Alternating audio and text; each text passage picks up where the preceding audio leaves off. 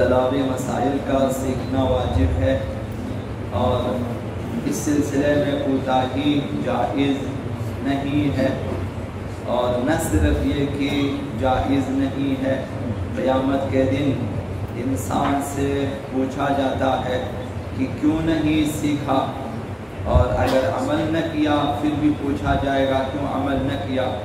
اب انسان جواب دہ ہے قیامت کے دن۔ اب دعائے کمیل وغیرہ میں آپ پڑھتے ہیں کہ خداوند متعال کی بارگاہ پروردگارہ میرے پاس کوئی حجت نہیں ہے، کوئی عذر نہیں ہے، کوئی بہانہ نہیں ہے کہ ہم اپنے آپ کو قیامت کے دن بری و ذمہ قرار دے سکے۔ قیامت احادیث میں آیا قیامت کے دن کوئی بھی شخص خداوند متعال کے سامنے دلیل نہیں لا سکتا ہے کہ خدا کو قانع کر سکے۔ تو ہمارے پاس بھی کوئی دلیل، کوئی حجت نہیں ہوگی کہ ہم پیش کر سکیں۔ تعجب ہے ہمارے اوپر کہ ہم لوگ جو کہ مسلسل لگاتار بے واسطہ صدیوں سے شاید ہم مسلمان اور مومن چلے آ رہے ہیں، نسل در نسل مومن آ رہے ہیں، شیعہ خاندان میں پیدا ہوئے ہیں، اور ہماری کوتاہی احکام شرعیہ سیکھنے کے سلسلے میں یہ تعجب آور ہے۔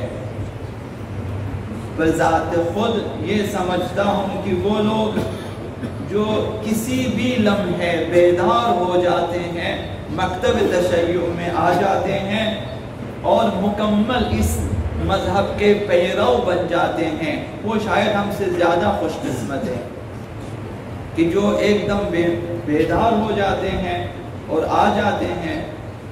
بہت سارے لوگ سالانہ 40 پہ، عاشورہ پہ، محرم میں، زیارتوں میں، حج کے ایام میں شیعہ ہو جاتے ہیں، اور پھر ان کی زندگی ہمارے لیے قابل رشک ہے، قابل رشک ہے، اس قدر وہ دین کے پابند ہوتے ہیں۔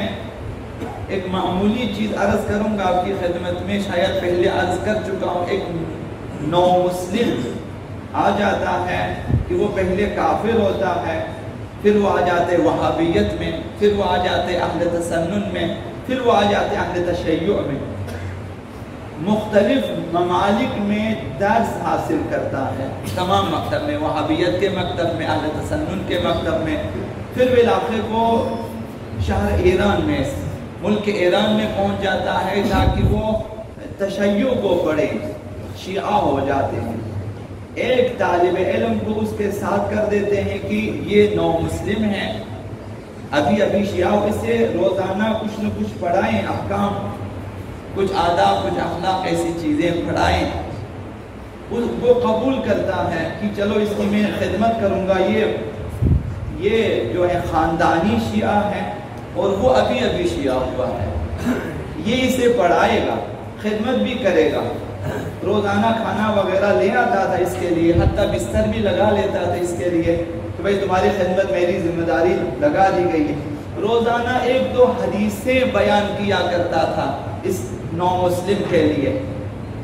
تو ایک دن اس نے آقا امام رضا علیہ السلام کی حدیث مبارکہ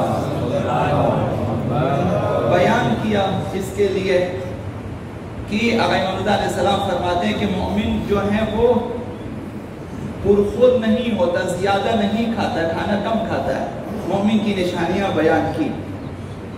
اس دن اس نو مسلم نے اپنا کھانا کم کھایا، تھوڑا سا بچا لیا۔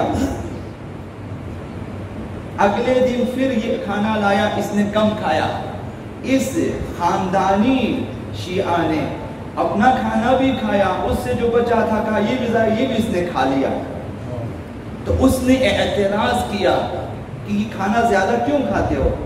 کہا اس میں کیا حرج ہے؟ کہا کل تو نے بتایا تھا آقا امام رضا علیہ السلام نے فرمایا کم کھانا چاہیے، اور تم آقا امام رضا کا کہنا نہیں مانتے ہو۔ ہم لوگ زندگی بھر اس پہ توجہ نہیں کرتے۔ آخری ایک چیز عرض کروں گا آپ کی خدمت میں، یہ لوگ قابل رشک ہیں۔ حضرت علامہ تقی مجلسی کے زمانے میں ایک شخص آتا ہے شکایت کرنے کہ میرے پاس ایک ہمسایہ ہے، رات بھر ڈول باجے ہیں، شراب کباب ہیں، شور کرتے ہیں، گانا گاتے ہیں، کوئی راہ حل مجھے بتا دے۔ علامہ محمد تقی مجلسی نے فرمایا کل اسے کھانے پہ بلاؤ اور مجھے بھی بلاؤ۔ کھانے پہ دعوت دی ان شریروں کو جو شرابی کبابی ہیں، بلایا۔ علامہ تقی مجلسی ان سے پہلے آ کر کے کونے میں آ کے بیٹھ گیا، مہمان خانے میں کونے میں آ کے بیٹھ گیا اپنے اس لباس وغیرہ کے ساتھ۔ جیسے ہی وہ اشرار ان کا سرغنہ اور سارے لاؤ لشکر کے ساتھ آ گئے کھانے پہ اپنے تمام اسباب کو لے کر، دیکھا کہ یہ تو علامہ مجلسی بیٹھے ہوئے، ان کے اوقات تلخ ہو گئے۔ کہا یہ تو ہمارے جو ہیں خراب کرنے کے لیے آیا ہے۔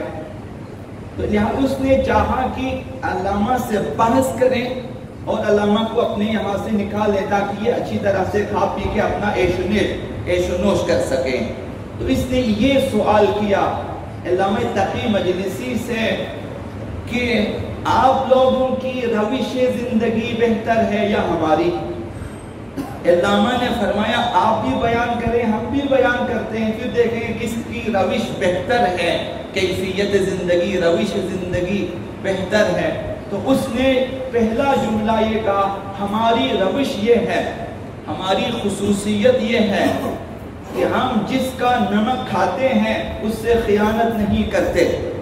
یعنی ہم لوگ جو شرابی کبابی ہیں ہماری بھی روش یہ ہے۔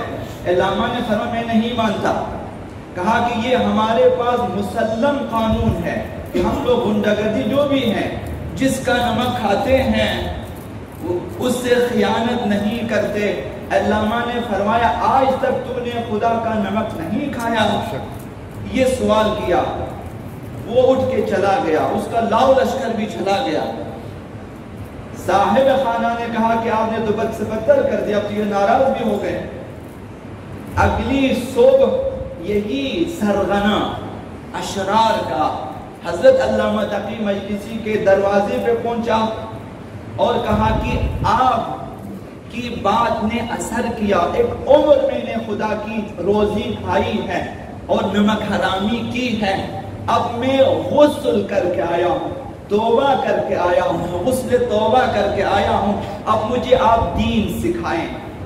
تو میرا کہنا یہ ہے کہ اس کی یہ روش قابل غبطہ ہے، قابل رشک ہے کہ وہ اشرار کا سرغنہ بیدار ہوتا ہے اور علامہ تقی مجلسی کے پاس آ جاتا ہے تاکہ دین سیکھیں نسل در نسل۔ ہم میں اگر یہ بیداری نہ آ جائے تو قابل افسوس ہے ہمارے لیے۔